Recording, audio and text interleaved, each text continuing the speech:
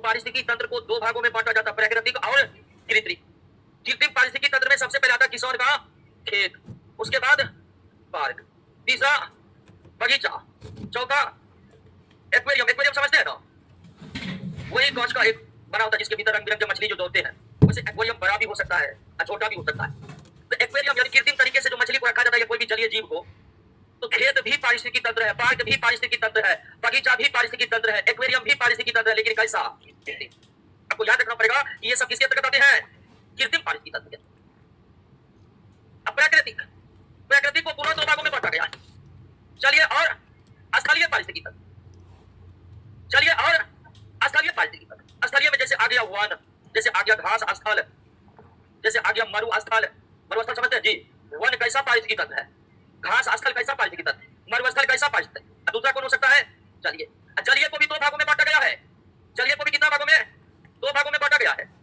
एक लवण जल और दूसरा मीठा जल। लवण जल, और लवण जल में आता है कौन? सागर और महासागर। सागर और महासागर, जैसे मृत सागर, ठीक है, लाल सागर, प्रशांत महासागर, ये सब प्राकृतिक पारिस्थितिकी तंत्र में जलीय और जलीय में लवण जल। जो मीठे जल वाले भी हैं उसको भी दो भागों में, एक बहता हुआ और दूसरा स्थिर। जैसे नदी बहता हुआ जल है, झील एक जगह स्थिर जल है। झील समझते हैं ना जी? देखिए, तालाब दो प्रकार के होते हैं, एक नेचुरल और एक आर्टिफिशियल। तालाब जो होते हैं वो दो प्रकार के, एक प्राकृतिक और दूसरा कृत्रिम। जैसे आप खुद से तालाब बनाए वो कृत्रिम है, और एक होता है प्राकृतिक तालाब। प्राकृतिक तालाब को ही झील कहा जाता है। जैसे लोकटक झील, ठीक है ना, है जी जम्मू कश्मीर में, ठीक है। तो कई प्रकार की झील है, फतेह सागर झील राजस्थान में है। तो झील भी एक बहुत बड़ा तालाब होता है, झील भी एक बहुत बड़ा, लेकिन वो नेचुरल होता है, वो अपने आप की किसी न किसी भौगोलिक कारणों से बनते हैं। तो जो प्राकृतिक तालाब है उसी को झील कहते हैं। जो प्राकृतिक तालाब है उसी को क्या कहते हैं? झील। तो तालाब दो प्रकार के होते हैं, प्राकृतिक और कृत्रिम। प्राकृतिक तालाब को झील कहते हैं, लेकिन कृत्रिम तालाब को झील नहीं कहते हैं। कृत्रिम तालाब को केवल तालाब ही कहते हैं। गाँव में तो बोलते हैं पोखरा। पोखरा तो थोड़ा एक्सटेंडर हो गया, पोखरा। क्लियर समझे? तो पारिस्थितिकी तंत्र का बंटवारा कैसे हुआ है वो समझे आप?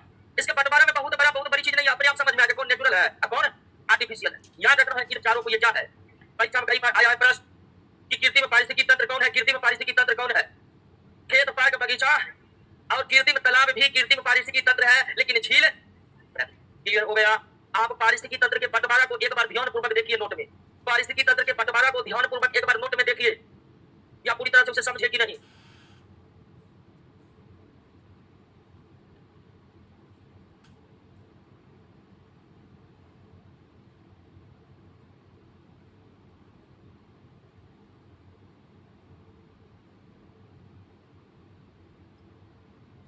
देखिए, देख अच्छा देखिए,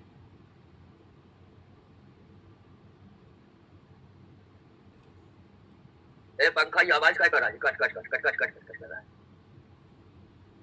ये वाला है, ये वाला बदलवा दीजिएगा हो।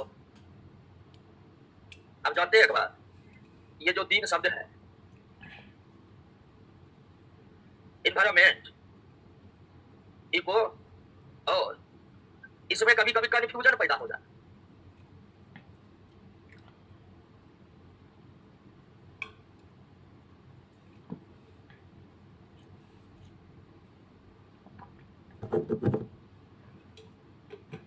इन तीन शब्द में कन्फ्यूजन पैदा हो जाता है। कई बार ऐसा हुआ है, हमें कई ऐसे विद्यार्थी मिले हैं वो तो इन शब्दों को लेकर कन्फ्यूजन में पड़ जाते हैं कि ये क्या है, ये कैसे कैसे है, और ये क्या क्या हो जाता है। तो ऐसा बिल्कुल भी कुछ नहीं है, जो है सो है, वो आपके सामने है और हो चुका है। सब कुछ क्या है? इन्वायरमेंट का अध्ययन विज्ञान की जिस शाखा में होगा, और इन्वायरमेंट का रचनात्मक और क्रियात्मक इकाई, तीनों में अंतर है, तीनों एक नहीं है। इस पृथ्वी पर जितने सजीव और निर्जीव है सभी मिलकर बनाते हैं पृथ्वी का पर्यावरण। विज्ञान की वो शाखा जिसमें पर्यावरण के बारे में पढ़ा जाता है वो है इकोलॉजी।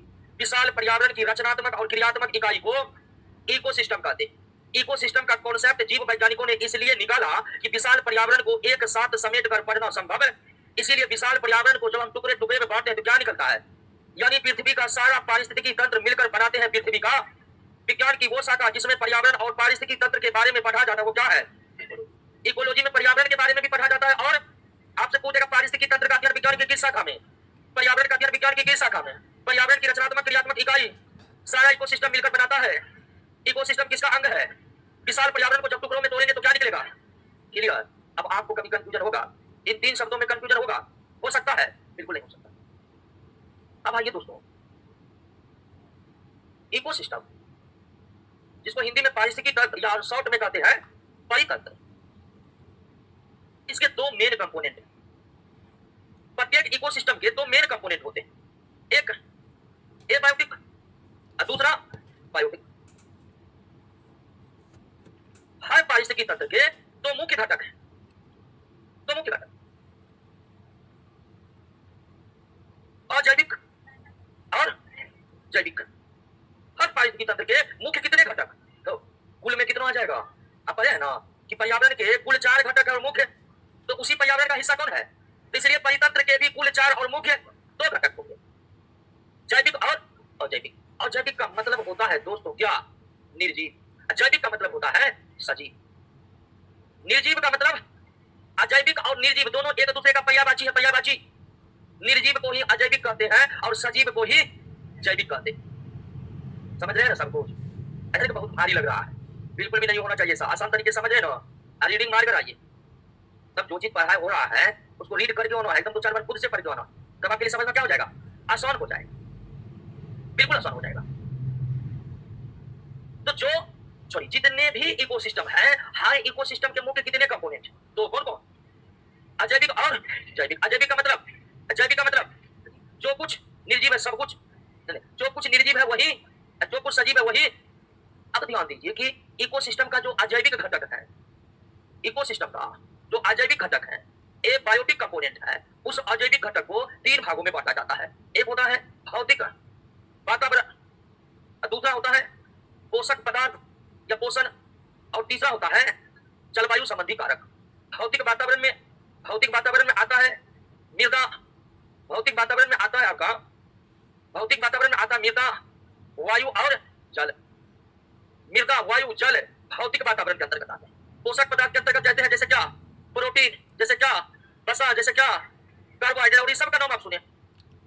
जलवायु संबंध में आता है ताप, उष्मा, प्रकाश, वायु दाब इत्यादि। ये सब कैसा घटक है? अजैविक। आपसे पूछते हैं कि मृदा इकोसिस्टम का कैसा कंपोनेंट है, वायु पारिस्थितिकी तंत्र के कैसे घटक है, प्रोटीन पारिस्थितिकी तंत्र के कैसे घटक है। तो जो अब ये सब आप देखें, सब निर्जीव है, कोई सजीव है इसमें? चाहे मृदा ले लीजिए, वायु ले लीजिए, जल ले लीजिए, प्रोटीन ले लीजिए, वसा ले लीजिए, कार्बोहाइड्रेट ले लीजिए, ताप ले लीजिए, उष्मा ले लीजिए, प्रकाश ले लीजिए, वायु दाब ले लीजिए, सब निर्जीव है कि नहीं है? एक भी सजीव है इसमें? इसलिए निर्जीव होने के कारण सब क्या है? अजैविक। बात समझ गए? तो हर एक पारिस्थितिकी तंत्र के 2 मुख्य घटक है, अजैविक और जैविक। पारिस्थितिकी तंत्र में जितने भी निर्जीव हैं, पारिस्थितिकी तंत्र में जितने भी निर्जीव हैं, सब पारिस्थितिकी तंत्र के कैसे घटक हैं? सब पारिस्थितिकी तंत्र के कैसे घटक हैं? बात समझे? अजैविक घटक को कितने श्रेणी में बांटा गया है? भौतिक वातावरण, पोषक पदार्थ, और भौतिक वातावरण में जल मंडल, स्थल मंडल, वायुमंडल सब क्या है? प्रोटीन, कार्बोहाइड्रेट जैसे पदार्थ, और जलवायु संबंधी कारक में ताप, उष्मा, प्रकाश, वायु दाब। क्लियर हो गया? अब पारिस्थितिकी तंत्र के जो जैविक घटक है, कौन कौन अजैविक? इसमें कोई दिक्कत होगा? कौन कौन अजैविक? इसमें तो कोई दिक्कत नहीं होगा। अब दूसरा है बायोटिक कंपोनेंट, जैविक। पारिस्थितिकी तंत्र में जो भी सजीव है सब क्या है? जैविक घटक। पारिस्थितिकी तंत्र में जितना भी सजीव है सब क्या है? जैविक घटक। देखे बहुत को नींद लग रहा है, जगाइए उनको। तो जितने भी सजीव है सब क्या है? जैविक। और जैविक घटक को 3 श्रेणियों में बांटा गया है। पहला कौन है? प्रोड्यूसर। पहला जैविक घटक उत्पादक, प्रोड्यूसर। अब समझिए उत्पादक कौन है? एक पारिस्थितिकी तंत्र में जो पेड़ पौधे हैं वही पारिस्थितिकी तंत्र के क्या है? उत्पादक। एक पारिस्थितिकी तंत्र में जो पेड़ पौधे हैं वही उस पारिस्थितिकी तंत्र के क्या है? उत्पादक। और पेड़ पौधे की खासियत ये होती है कि पेड़ पौधे क्या होते हैं? स्वपोषी होते हैं। अब पेड़ पौधे स्वपोषी इसलिए होते हैं क्योंकि ये क्या करते हैं? प्रकाश संश्लेषण करते हैं। तो एक पारिस्थितिकी तंत्र के पेड़ पौधे ही उस पारिस्थितिकी तंत्र के क्या है? एक पारिस्थितिकी तंत्र के पेड़ पौधे ही उस पारिस्थितिकी तंत्र के क्या है? उत्पादक पेड़ पौधे कहलाते हैं, जो क्या होते हैं? और ये स्वपोषी इसलिए होते हैं क्योंकि ये क्या करते हैं? प्रकाश संश्लेषण। तो उत्पादक को कई तरह से परिभाषित कर सकते हैं। एक पारिस्थितिकी तंत्र के प्रकाश संश्लेषी सजीव ही क्या कहलाते हैं? एक पारिस्थितिकी तंत्र के स्वपोषी सजीव ही क्या कहलाते हैं? एक पारिस्थितिकी तंत्र के पेड़ पौधे ही क्या कहलाते हैं? तो उत्पादक कौन है, इसको आप तीन तरह से परिभाषा दे सकते हैं। एक पारिस्थितिकी तंत्र में प्रकाश संश्लेषण करने वाले सजीव क्या होते हैं? एक पारिस्थितिकी तंत्र में स्वपोषी सजीव क्या होते हैं? एक पारिस्थितिकी तंत्र में पेड़ पौधे क्या होते हैं? और अभी हम और दो जैविक घटक की चर्चा करेंगे। पहला जैविक घटक कौन है, दो की और चर्चा करेंगे। अजैविक घटक भी तीन है और जैविक घटक भी तीन ही है, लेकिन जो तीन जैविक घटक है उन तीन जैविक घटक में सबसे महत्वपूर्ण कौन है? सबसे महत्वपूर्ण कौन है? जैविक घटकों में सबसे महत्वपूर्ण कौन है? उत्पादक। लेकिन सवाल यह है कि अगर सबसे महत्वपूर्ण यही है तो क्यों है, क्या कारण है इसका? उत्पादक सबसे महत्वपूर्ण जैविक घटक है, सबसे महत्वपूर्ण, लेकिन क्यों, ऐसा क्यों? तो आप समझिएगा, उत्पादक में ही केवल क्षमता है कि ये सूर्य के प्रकाश से ऊर्जा ग्रहण कर सके। सूर्य के प्रकाश से डायरेक्ट ऊर्जा लेने की क्षमता किसी और में, वो केवल किसमें है? उत्पादक में। अब बहुत लोग यहां कहेंगे कि हम सोलर प्लेट लगवा लेंगे, वो भी तो डायरेक्ट सूर्य से ऊर्जा ले सकता है, तो सोलर प्लेट जैविक है। हम बात कर रहे हैं जैविक का, जिसमें सबसे महत्वपूर्ण कौन है? तो क्यों है? तो पहला कारण कि केवल उत्पादक ही ऐसे हैं जो सूर्य के प्रकाश से ऊर्जा ग्रहण कर सकता, इसलिए ये सबसे महत्वपूर्ण है। दूसरा कि मिट्टी में जो पोषक तत्व है, मिट्टी में जो पोषक तत्व है वो भी केवल कौन ग्रहण कर सकते हैं? उत्पादक, मतलब कौन? पेड़ पौधा। मिट्टी के पोषक तत्व को इसके अलावा कोई और ग्रहण नहीं कर सकता। उदाहरण के लिए आपके शरीर में मैग्नीशियम की कमी हो जाए, लोहा की कमी हो जाए, फास्फोरस की कमी हो जाए तो बहुत दिक्कत। लोहा की कमी से शरीर में एनीमिया रोग हो जाता है, और महिलाओं में तो एनीमिया पुरुषों से काफी अधिक होता है। भिन्न भिन्न कारण है इसके। लोहा की कमी से एनीमिया रोग होता है, आप सब जानते होंगे। तो लोहा की कमी को दूर करने के लिए सबको लोहा खिलाना चालू कर देंगे? नहीं। अब सुने होंगे कि हमें पालक का पत्ता खाना चाहिए कि लोहा मिले। तो पालक के पत्ता में लोहा कहां से आया? तो पालक का जड़ मिट्टी से लोहा को खींचा और अपने पत्तों में संचित, और फिर उन पत्तों को खा के लोहा हम लोग डायरेक्ट लोहा नहीं ले सकते। वो डायरेक्ट लेने की क्षमता प्रकृति ने केवल किसको दिया है? उत्पादक को दिया। तो सूर्य से डायरेक्ट ऊर्जा लेने की भी क्षमता केवल किसमें है? उत्पादक में। सूर्य से भी डायरेक्ट ऊर्जा लेने की क्षमता, मिट्टी से भी पोषक तत्व ग्रहण करने की क्षमता उत्पादक में। मिट्टी से पोषक तत्व कोई और नहीं ले सकता है, उत्पादक ही ले सकता है। तीसरा कि हमारे वायुमंडल में 21% ऑक्सीजन गैस है, और वो हमेशा 21% बना रहता, घटता नहीं है। अब जानते हैं ऐसा किसके कारण होता है? उत्पादक के कारण।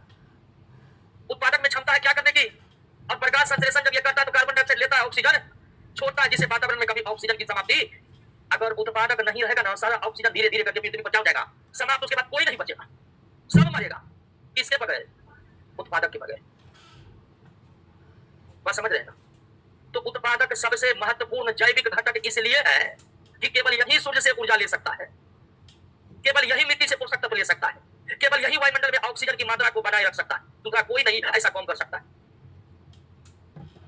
तो एक पारिस्थितिकी तंत्र में जितने भी प्रकाश संश्लेषी सजीव है वो क्या कहलाते हैं?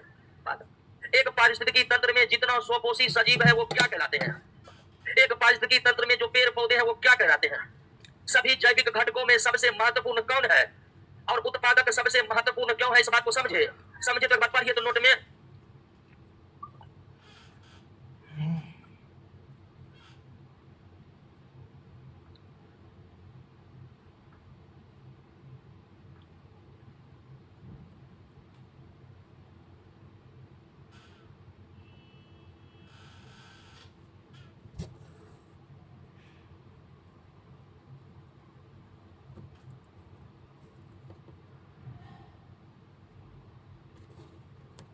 तो पहला जैविक घटक समझ गए ना, और दूसरा कौन है? उत्पादक समझ गए। दूसरा जैविक घटक कौन है? पेड़ पौधे उत्पादक है, और जंतु। पेड़ पौधे को पारिस्थितिकी तंत्र का उत्पादक कहा जाता है,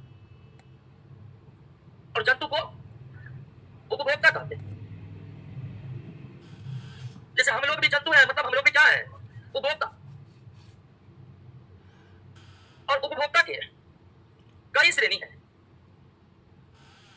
प्राथमिक उपभोक्ता, जितने भी शाकाहारी जीव है सब क्या कहलाते हैं? प्राथमिक। प्राथमिक उपभोक्ता को जो मार कर खाते हैं वो क्या कहलाते हैं? द्वितीयक उपभोक्ता। द्वितीयक उपभोक्ता को जो मार कर खाते हैं, तृतीयक को जो मार कर खाएगा वो चतुर्थ उदाहरण के लिए हिरण को घेर कर मारा जंगली कुत्ता, जंगली कुत्ता को फिर घेर कर मारा बाघ। तो हिरण जो है वो जंगल का क्या है? जंगली कुत्ता, बाघ द्वितीय उपभोक्ता। तो एक पारिस्थितिकी तंत्र में जितने भी जंतु है वो क्या कहलाते हैं? एक पारिस्थितिकी तंत्र में जितने भी जंतु है वो क्या कहलाते हैं? उपभोक्ता। उपभोक्ता के कितने श्रेणी? प्राथमिक उपभोक्ता, द्वितीयक उपभोक्ता और प्राथमिक उपभोक्ता में कौन आते हैं? प्राथमिक उपभोक्ता को मारकर जो खाएगा, द्वितीयक को जो मारकर खाया, तृतीयक को भी मारकर खाने वाला हो सकता है, तो वो चौथा बन जाएगा। और उपभोक्ता में खासियत यह है कि प्राथमिक उपभोक्ता हमेशा कौन होगा? शाकाहारी। प्राथमिक उपभोक्ता के बाद जितने भी उपभोक्ता है सब क्या होगा? मांसाहारी। ये बहुत महत्वपूर्ण विशेषता है कि केवल प्राथमिक उपभोक्ता ही क्या है, बाकी द्वितीयक तृतीयक उपभोक्ता सब। अब मानव शाकाहारी भी होता है और मांसाहारी भी होता है, यानी मानव प्राथमिक उपभोक्ता भी है और द्वितीयक उपभोक्ता भी, दोनों श्रेणी में आ जाएगा। समझे कि समझे? तो जो पेड़ पौधे हैं वो उत्पादक है, जो जंतु है वो उपभोक्ता है। समझे उपभोक्ता को? उपभोक्ता की सबसे बड़ी खासियत कि शाकाहारी हमेशा। क्या प्राथमिक उपभोक्ता के अलावा और कोई शाकाहारी हो सकता है? क्या द्वितीयक उपभोक्ता शाकाहारी हो सकते हैं? क्या तृतीयक उपभोक्ता शाकाहारी हो सकते हैं? बिल्कुल नहीं हो सकते हैं। शाकाहारी केवल कौन हो सकते हैं? समझ गए बातों को? उपभोक्ता समझ गए। अब जैविक घटक के अंतर्गत तीसरा आते हैं डिकम्पोजर, अपघटक। और अपघटक के अंतर्गत आते हैं क्या? सूक्ष्म जीव। कभी कभी सूक्ष्म जीव को सूक्ष्म उपभोक्ता भी कहा जाता है। पारिस्थितिकी तंत्र के जैविक घटक में तीन आते हैं, उत्पादक, उपभोक्ता और। तो अपघटक में किसको रखा गया है? सूक्ष्म जीव को, और खासकर दो मुख्य सूक्ष्म जीव को, एक जीवाणु और दूसरा कवक। एक जीवाणु, दूसरा कवक। ये पारिस्थितिकी तंत्र के क्या है? अपघटक। और अपघटक की खासियत क्या होती है? अपघटक मृत जीवी होते हैं। क्या होते हैं? मृत जीवी। और मृत जीवी का मतलब आप समझते होंगे। कवक। बजे बजे बजे बजे।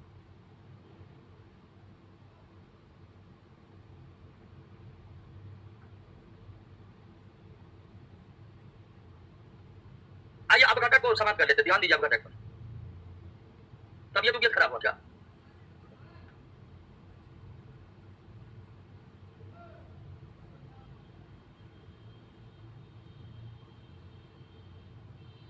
इधर इधर आइए। क्या हुआ? हाँ? अच्छा वॉमिटिंग हो गया। अच्छा नो प्रॉब्लम, छोड़ दीजिए उस एरिया को, छोड़ दीजिए, क्लास के बाद जो है ना साफ करवा देते हैं। सूचना दीजिए कि ये स्टूडेंट को वॉमिटिंग हो गया है। जिनको उनको ठीक ठाक नीचे बिठाइए। बैठ जाइए आप लोग। होता है कभी कभी, आप जानते करते हैं आजकल रात में खाया होगा चिकन तो 1 घंटा सोया होगा। ऐसा नहीं, कुछ और भी कारण हो सकता है। आइए इसको समझते हैं अपघटक को।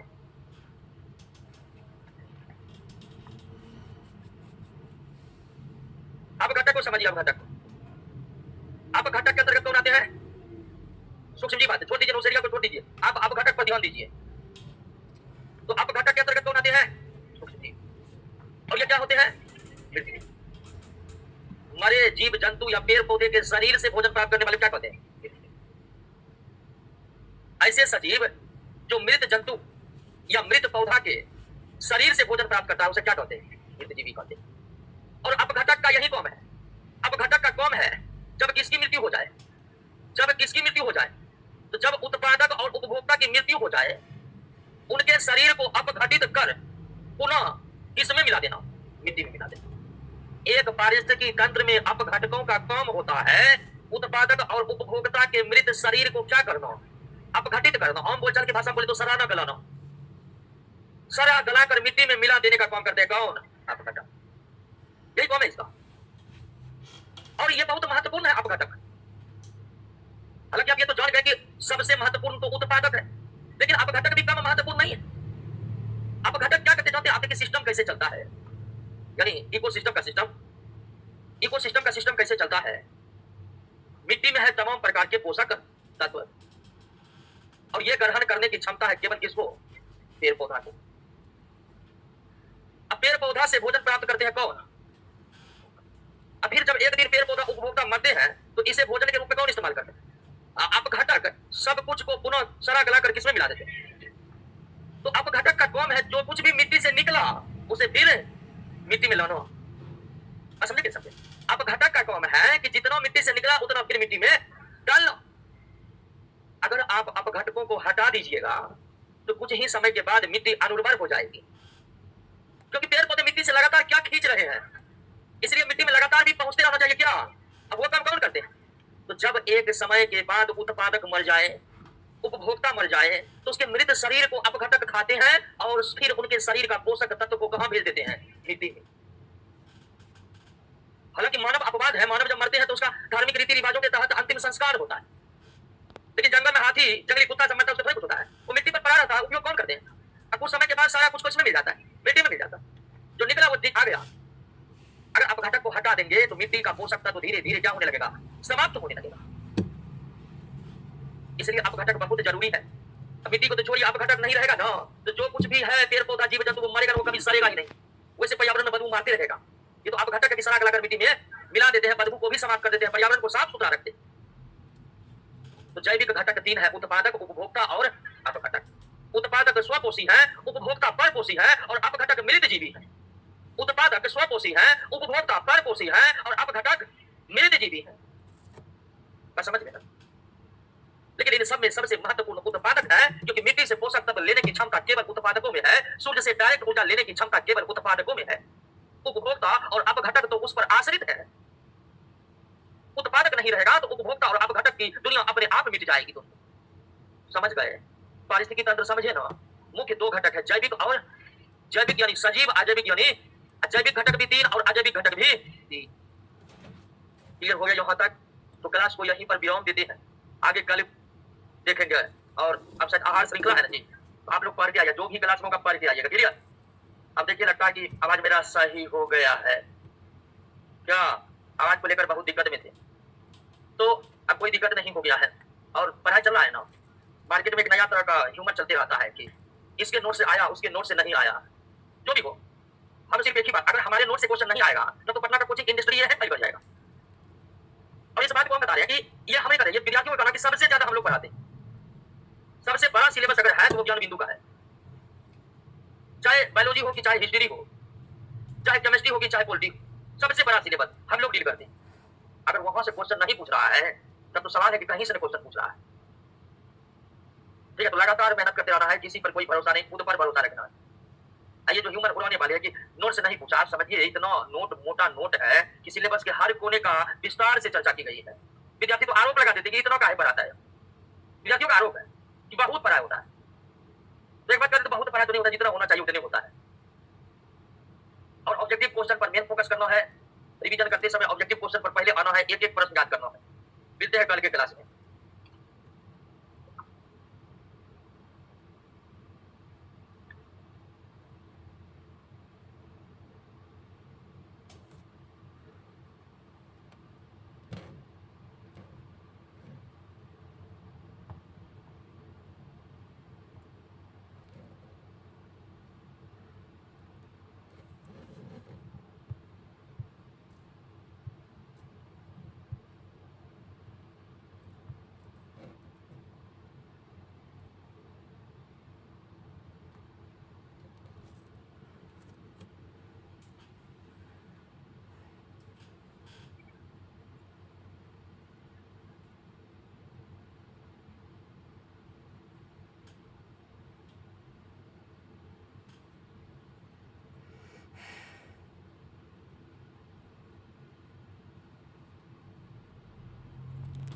चलिए कहाँ तक हो गया था? आहार श्रृंखला।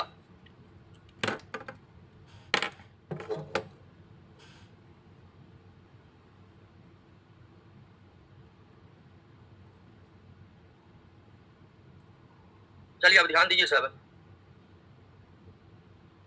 कल के क्लास में इस बात की चर्चा किए थे कि हमारा पर्यावरण बहुत बड़ा है, बहुत विशाल है और बहुत बड़े पर्यावरण की संरचना भी बहुत जटिल है।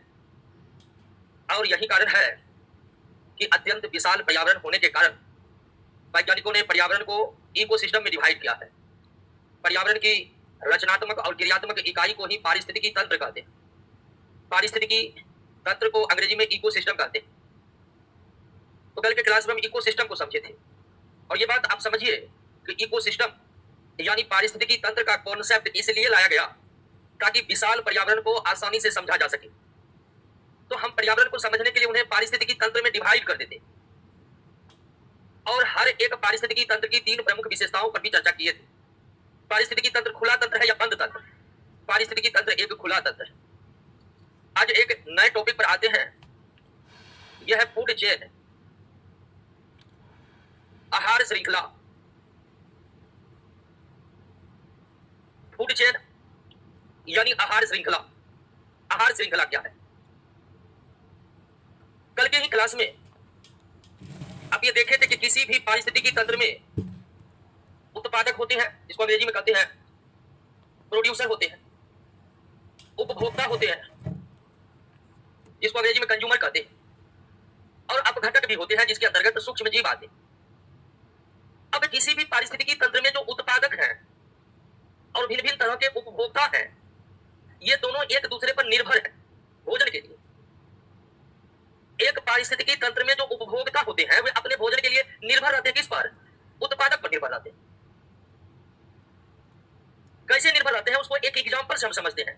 उदाहरण के लिए एक हम वन पारिस्थितिकी तंत्र की बात करते हैं। वन पारिस्थितिकी तंत्र में पेड़ पौधे जो है वो वहां के उत्पादक हैं, है ना जी? उत्पादक किसे कहते हैं? कल के क्लास में समझे थे कि पेड़ पौधे ही उत्पादक हैं। तो एक वन पारिस्थितिकी तंत्र में उत्पादक कौन होगा? पेड़ पौधा। अब फिर मान लीजिए इन पेड़ पौधा को खाता है कौन? हिरण मान लेते हैं। अब फिर हिरण को मान लीजिए घेर करके जंगली कुत्ता जो होते हैं उन्होंने पकड़कर खा लिया। फिर जंगली कुत्ता को पकड़कर किसने खा लिया? बाघ खा लिया। तो आप क्या देख रहे हैं? आप देख रहे हैं कि पेड़ पौधे क्या है और हिरण, जंगली कुत्ता और बाघ, हिरण, जंगली कुत्ता और बाघ, ये क्या है? उपभोक्ता। और ये भोजन के लिए एक दूसरे पर निर्भर है कि नहीं है? एक पारिस्थितिकी तंत्र में उत्पादक और विभिन्न प्रकार के उपभोक्ता पोषण के दृष्टि से जब जुड़ते हैं तो एक श्रृंखला बनती है और इसी श्रृंखला को कहते हैं आहार श्रृंखला। ये जो पेड़ पौधा को हिरण खाया, हिरण को जंगली कुत्ता खाया, जंगली कुत्ता को बाघ खाया, एक श्रृंखला का निर्माण हुआ है। और ये श्रृंखला का निर्माण किस लिए हुआ है? तो खाए जाने का क्रम के रूप में हुआ है। एक पारिस्थितिकी तंत्र के उत्पादक और विभिन्न प्रकार के उपभोक्ता पोषण के दृष्टि से जब जुड़ते हैं तो एक श्रृंखला बनती है और इसी श्रृंखला को क्या कहते हैं? आहार श्रृंखला कहते हैं। आहार श्रृंखला की शुरुआत कहां से हो रही है? उत्पादक से हो रही है। एक आहार श्रृंखला की शुरुआत कहां से होती है? उत्पादक से होती है। उत्पादक के बाद प्राथमिक उपभोक्ता आते हैं, प्राथमिक उपभोक्ता के बाद द्वितीयक उपभोक्ता आते हैं, द्वितीयक उपभोक्ता के बाद तृतीयक उपभोक्ता आते हैं। तृतीयक उपभोक्ता को भी कोई खाने वाला रहेगा तो वो भी आ जाएगा, लेकिन जंगल में फिर बाघ को पकड़कर कोई नहीं खा पाएगा। इसलिए बाघ को तृतीयक उपभोक्ता भी कहते हैं, कहेंगे, और बाघ को सर्वोच्च उपभोक्ता भी कहेंगे। एक पारिस्थितिकी तंत्र का ऐसा उपभोक्ता जिसको मारकर कोई खा नहीं सकता है वो सर्वोच्च उपभोक्ता भी कहलाता है।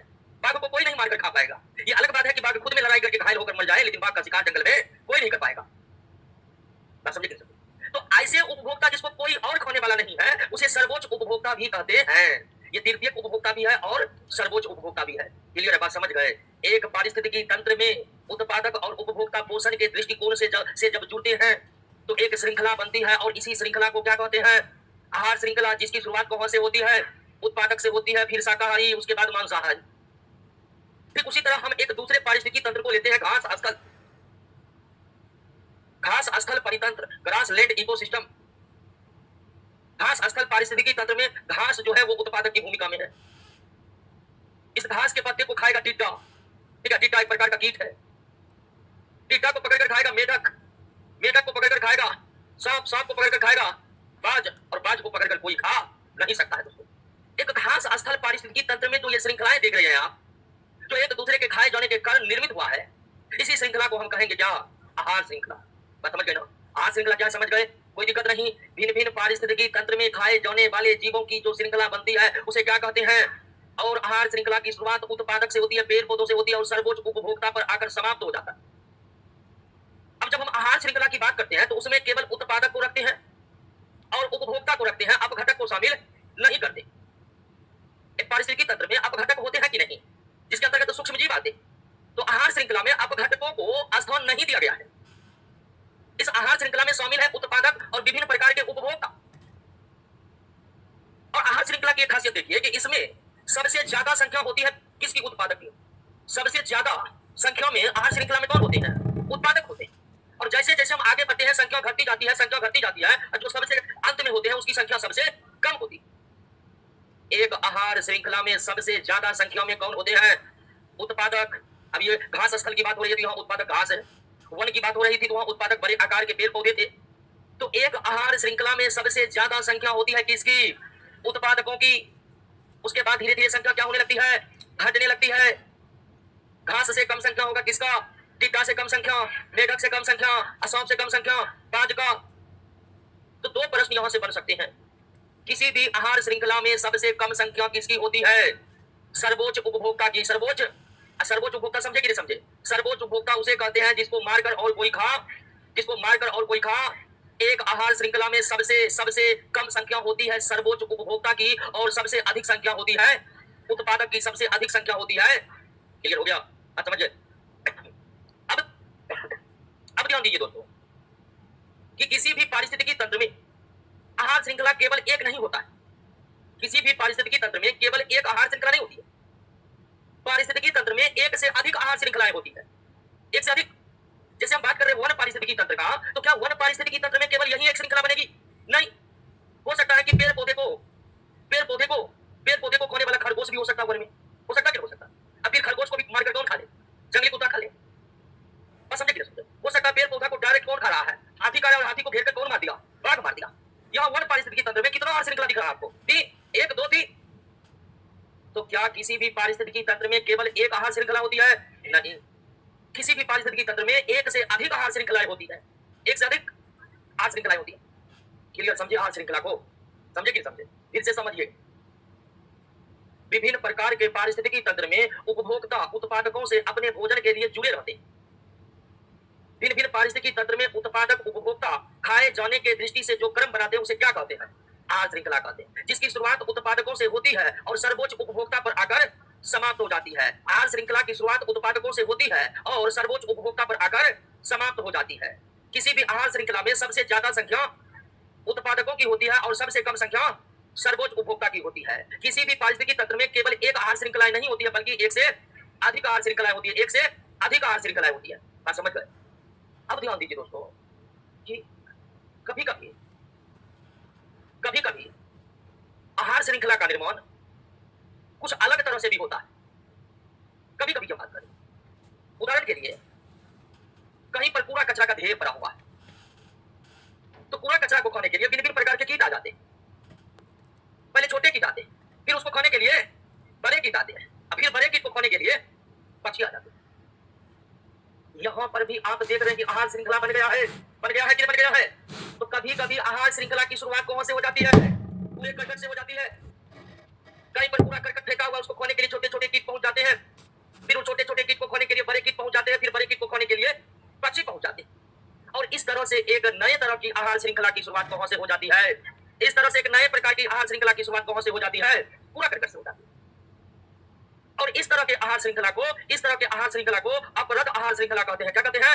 अपरद आहार श्रृंखला कहते हैं। अपरद आहार श्रृंखला कहते हैं। डिट्रिटस फूड चेन कहते हैं। डिट्रिटस फूड चेन कहते हैं। अपरद आहार श्रृंखला कहते हैं। और अभी भी इससे पहले आप जितने आहार श्रृंखला पढ़े, जिसकी शुरुआत हो रही थी पेड़ पौधा से, उसे कहते हैं ग्रेजिंग फूड चेन। क्या कहते हैं? ग्रेजिंग फूड चेन कहते हैं। ग्रेजिंग फूड चेन कहते हैं। हिंदी में चारण आहार श्रृंखला कहते हैं। चारण आहार श्रृंखला कहते हैं। यानी आहार श्रृंखला भी कितने प्रकार की? ऐसा आहार श्रृंखला जो उत्पादकों से शुरू हुआ उसे क्या कहते हैं? Grazing food chain. ऐसा आहार श्रृंखला जिसकी शुरुआत उत्पादकों से हुई है उसे क्या कहते हैं? ग्रेजिंग फूड चेन कहते हैं। चारण आहार श्रृंखला कहते हैं। और ऐसा आहार श्रृंखला जिसकी शुरुआत होती है किससे? कूड़ा कचरा से, उसे क्या कहते हैं? अपरद आहार श्रृंखला कहते हैं। क्या कहते हैं? अपरद आहार श्रृंखला कहते हैं। हालांकि ये आहार श्रृंखलाएं मुख्य नहीं है। इस आहार श्रृंखला का निर्माण कभी कभार होता है। ये आहार श्रृंखला पारिस्थितिकी तंत्र की आहार श्रृंखला नहीं है मेन रूप से। ये एक मानव निर्मित आहार श्रृंखलाएं हैं। बात समझे कि नहीं समझे? इस आहार श्रृंखला का निर्माण मानव के कारण हुआ है। न कूड़ा कचरा वो फेंकेगा और न ही इस आहार श्रृंखला का निर्माण होगा। तो इस तरह से अपरद आहार श्रृंखला का पारिस्थितिकी तंत्र में कोई विशेष महत्व नहीं है। जो मुख्य आहार श्रृंखलाएं हैं वो कौन है?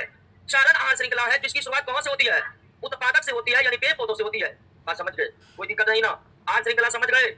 आहार श्रृंखला को आप एक बार पढ़ लीजिए, उसके बाद आते हैं दूसरे टॉपिक पर।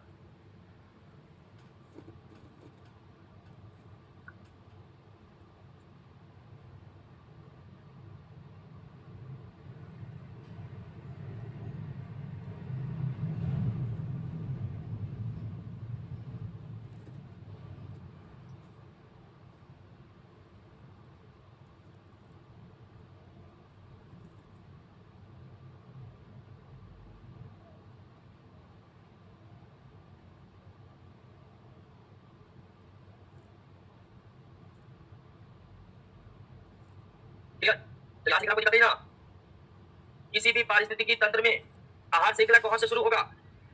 उत्पादक से होगा। कहाँ पर खत्म होगा? सर्वोच्च उपभोक्ता पर। कहाँ पर खत्म होगा? किसी भी पारिस्थितिकी तंत्र में आहार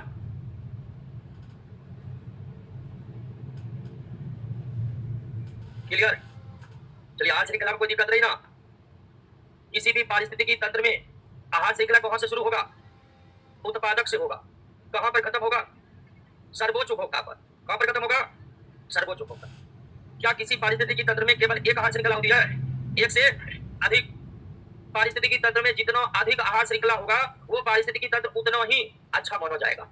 एक पारिस्थितिकी तंत्र में जितना अधिक आहार श्रृंखला होगा वो उतना ही बेहतर होगा। आइए एक दूसरे टॉपिक को समझते हैं आप।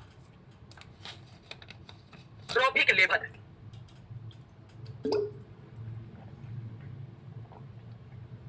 ट्रॉफिक लेवल यानी पोषी स्तर क्या? अब ट्रॉफिक लेवल यानी कि पोषी स्तर, इसको समझने के लिए आहार श्रृंखला को समझ लेना जरूरी होता है, जो आप समझ चुके हैं। और आहार श्रृंखला को अगर आप समझ चुके हैं तो फिर पोषी स्तर को भी आप समझ चुके हैं। उदाहरण के लिए अभी तुरंत आप वन पारिस्थितिकी तंत्र में पेड़ पौधा को हिरण खा लिया, शेर खा लिया, तो ये वन पारिस्थितिकी तंत्र का आहार श्रृंखला है।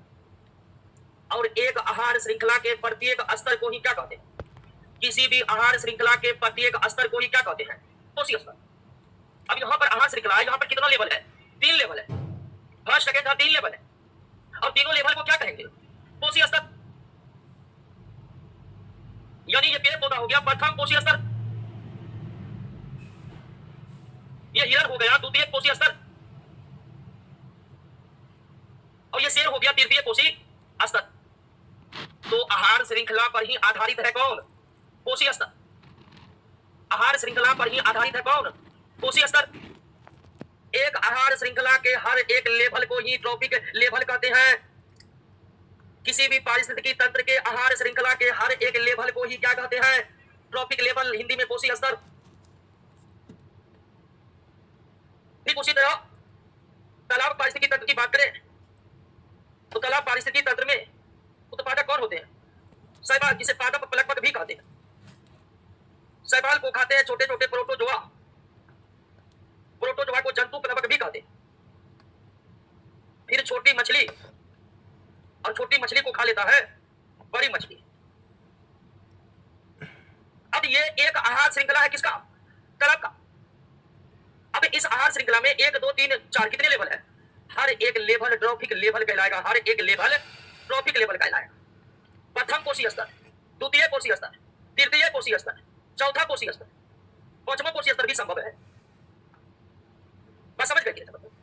तो एक पारिस्थितिकी तंत्र के आहार श्रृंखला के हर एक लेवल या स्तर को ट्रॉफिक लेवल या पोषी स्तर कहते हैं। और कोई भी आहार श्रृंखला हो उसकी शुरुआत कहां से होगी? उत्पादक से होगी। तो यह तय है कि उत्पादक हमेशा कौन पोषी स्तर होगा? किसी भी पारिस्थितिकी तंत्र में प्रथम पोषी स्तर हमेशा कौन होंगे? उत्पादक। किसी भी पारिस्थितिकी तंत्र में प्रथम पोषी स्तर हमेशा कौन होंगे? उत्पादक के बाद जो होते हैं वो हमेशा होते हैं क्या? और ये हमेशा कौन पोषी स्तर होगा? द्वितीय पोषी स्तर। तो यहाँ 2 प्रश्न पूछे जा सकते हैं। किसी भी पारिस्थितिकी तंत्र में शाकाहारी जीव क्या पोषी स्तर होता है? किसी भी पारिस्थितिकी तंत्र में शाकाहारी जीव क्या पोषी स्तर होते हैं? किसी भी पारिस्थितिकी तंत्र में प्रथम पोषी स्तर कौन होता है? किसी भी पारिस्थितिकी तंत्र में प्रथम पोषी स्तर कौन होता है? किसी भी पारिस्थितिकी तंत्र में शाकाहारी हमेशा क्या होते हैं? तो पोषी स्तर में कोई दिक्कत? आहार श्रृंखला समझ गए हैं तो पोषी स्तर को समझने में कोई दिक्कत? आहार श्रृंखला के ही प्रत्येक स्तर को क्या कहते हैं? और तीसरा पोषी स्तर, चौथा पोषी स्तर हमेशा मांसाहारी। तीसरा पोषी स्तर और चौथा पोषी स्तर हमेशा मांसाहारी होगा, हमेशा मांसाहारी ही होगा। क्लियर हो गया? पोषी स्तर समझ गए? पर एक बार पोषी स्तर को पढ़ दीजिए तो कमाते हैं अगले पॉइंट पर। ऑनलाइन वाले दोस्तों, छोटू, अभिषेक कुमार, स्वीटी कुमारी, वुमेन कौन सा पूरे चैन में आता है? वुमेन को आप किसी भी जिस श्रृंखला में रखना चाहे रख सकते हैं।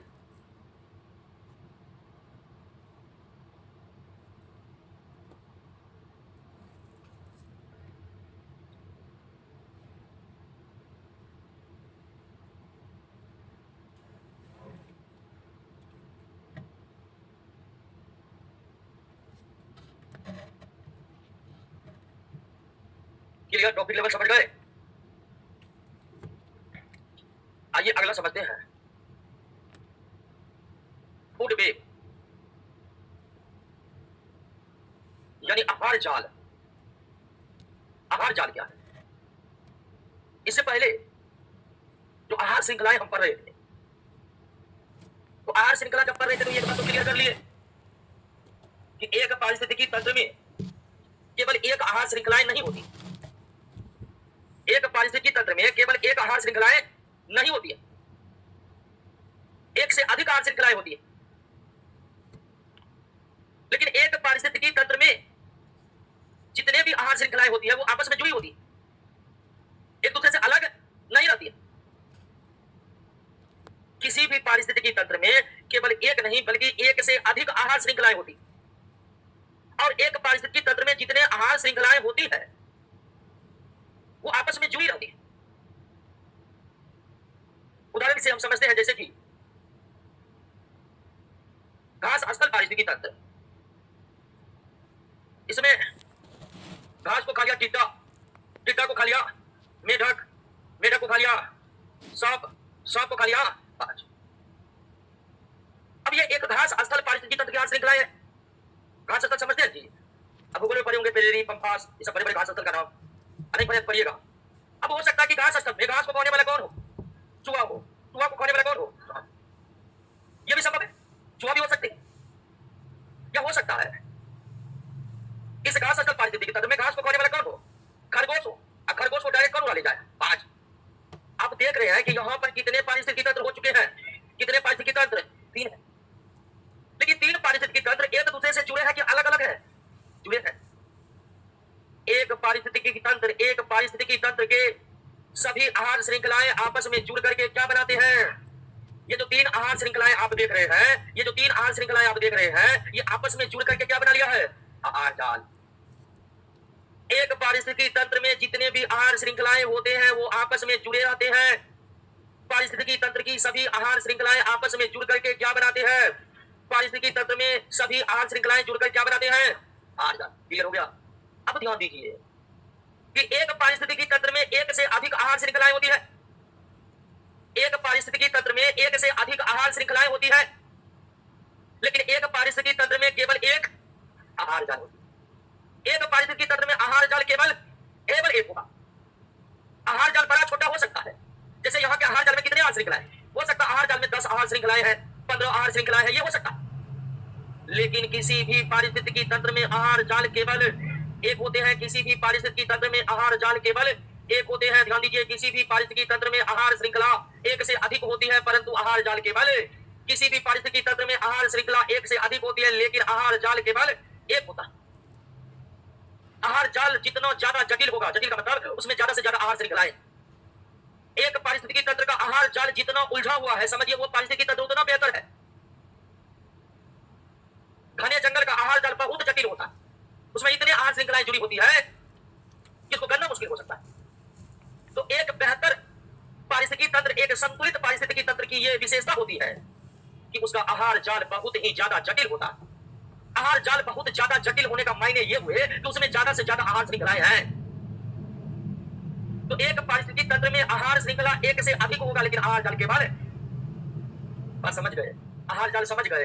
कोई दिक्कत नहीं ना? आहार जाल को पढ़िए, तब आते हैं अगले टॉपिक पर।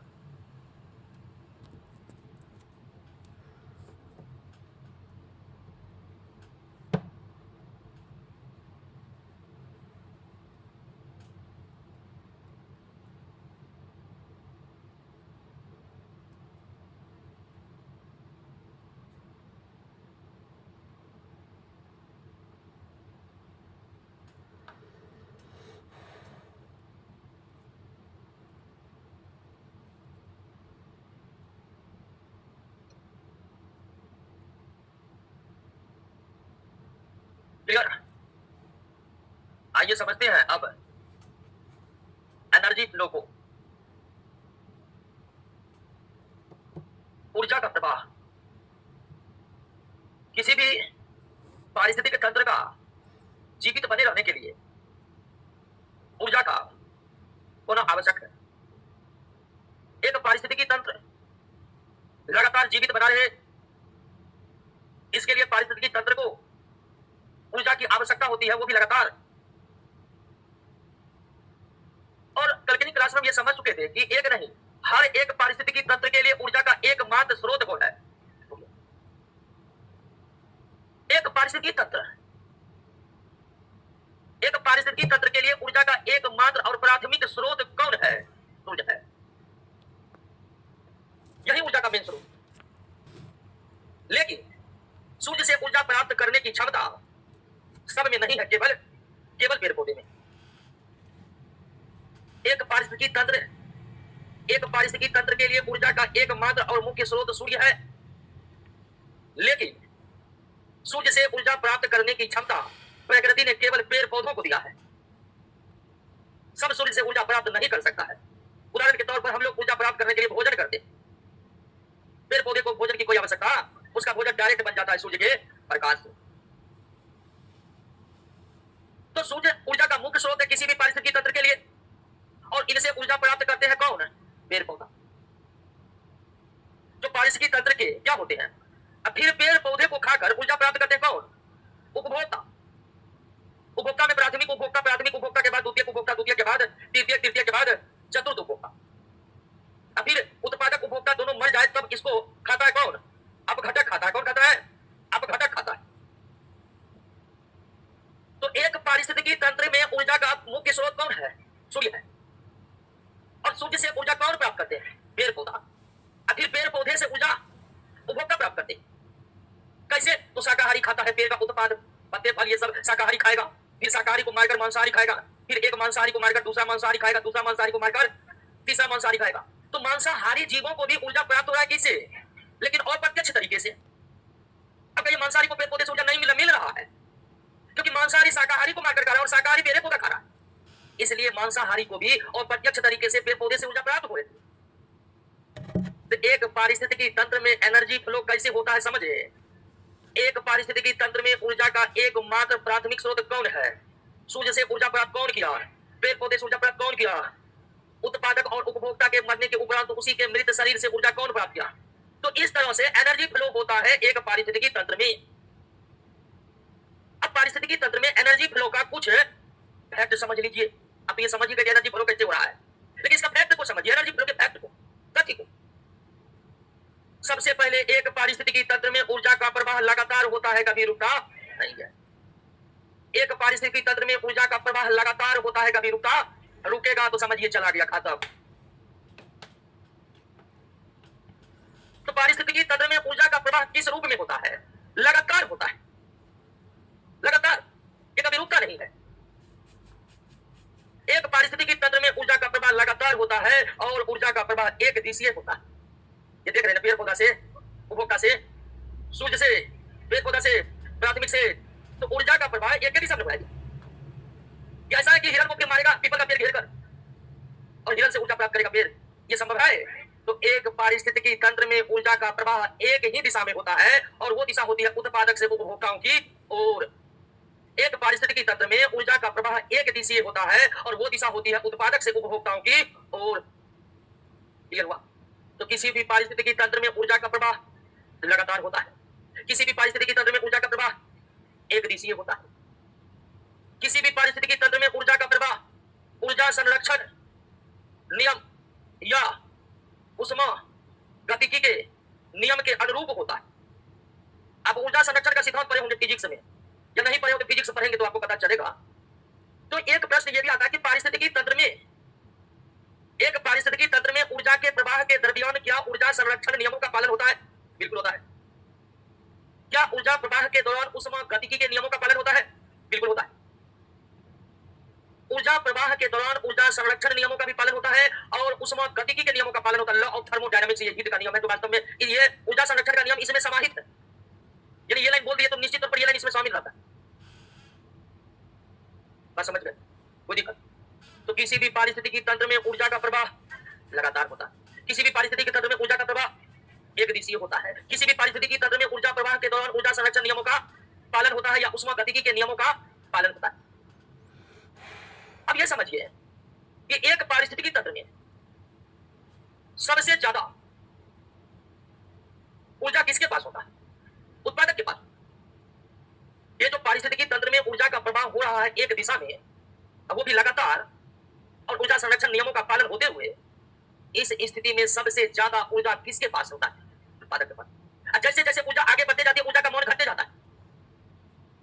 एक पारिस्थितिकी तंत्र में सर्वाधिक ऊर्जा किसके पास? एक पारिस्थितिकी तंत्र में सर्वाधिक ऊर्जा किसके पास? पेड़ पौधा के पास सर्वाधिक ऊर्जा शाकाहारी के पास। फिर आगे बढ़ते जाइएगा, ऊर्जा बढ़ते जाइएगा।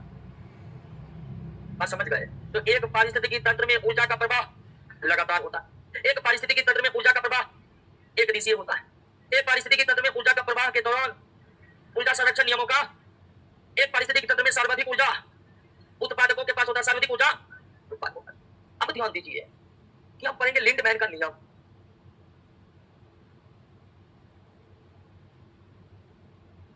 इसे कहते हैं 10%, और ये संबंधित है, ये संबंधित है किससे? एनर्जी।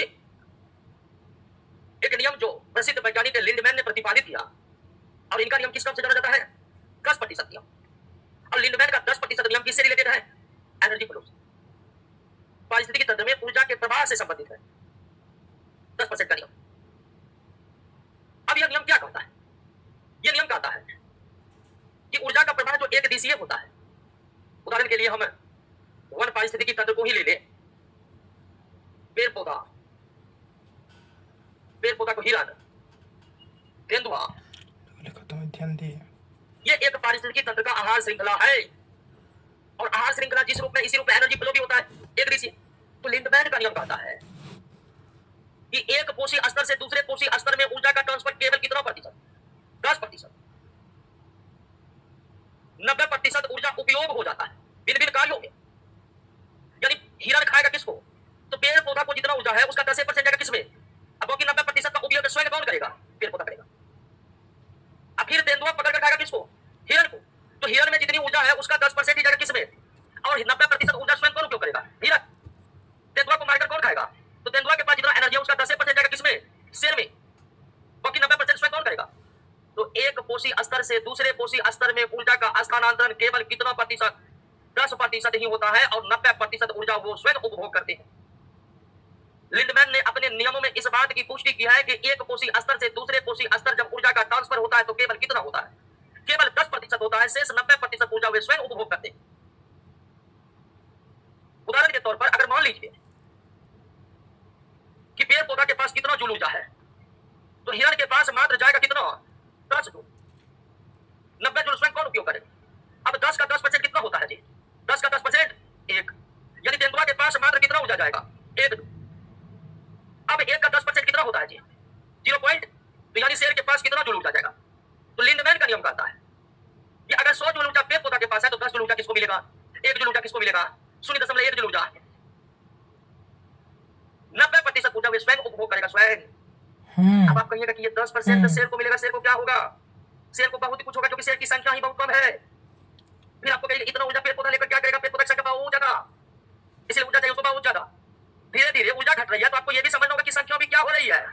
इसलिए पर्याप्त ऊर्जा सबको मिला है, ये मत सोचिएगा कि भाव बहुत कम मिला है, क्या होगा बेचारा का, बहुत मिला है। बात समझे? तो एनर्जी फ्लो को समझे। किसी भी पारिस्थितिकी तंत्र में ऊर्जा का प्रवाह लगातार होता, लगातार और एक दिशीय, और ऊर्जा संरक्षण नियमों के पालन। सबसे ज्यादा ऊर्जा किसके पास? लिंडमैन का नियम समझे, एनर्जी फ्लो को समझ गए। अब चर्चा कल करेंगे दोस्तों।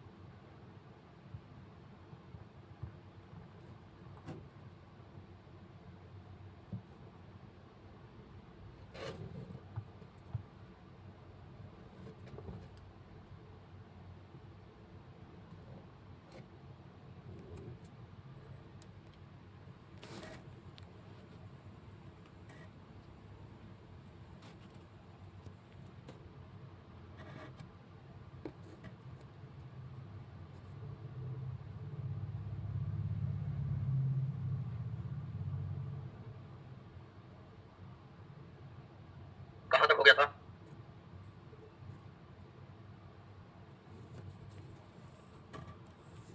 पिरामिड होगा।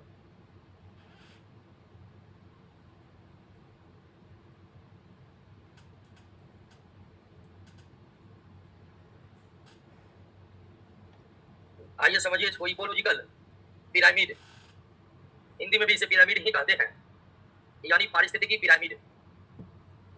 अभी तक ये आप जान गए हैं कि एक पारिस्थितिकी तंत्र में उत्पादक होते